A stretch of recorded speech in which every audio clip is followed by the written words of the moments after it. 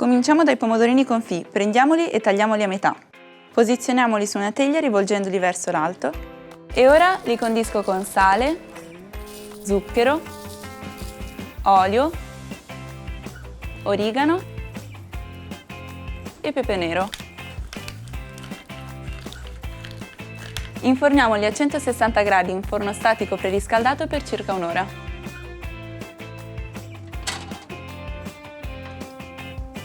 Prepariamo l'impasto. In un mixer metto le barbabietole precotte con un pizzico di sale e frullo.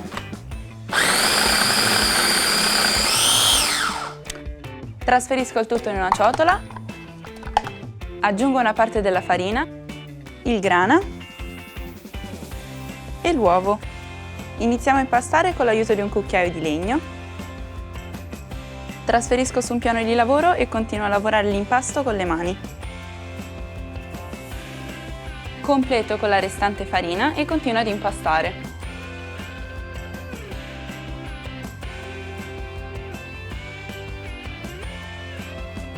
Adesso prendo una parte dell'impasto e creo un filoncino. E con un coltello taglio gli gnocchetti. E ora possiamo cuocere gli gnocchetti.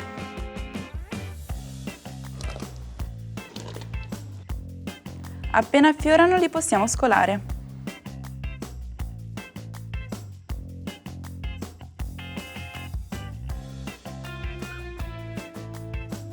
E ora li condiamo con i nostri pomodorini confit, tenendone da parte qualcuno per la decorazione.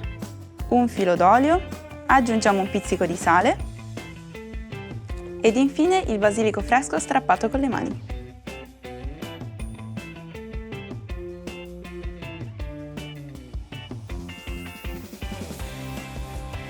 Sul piatto aggiungiamo la stracciatella, altri pomodorini e basilico fresco. Ed infine un giro d'olio e altro pepe.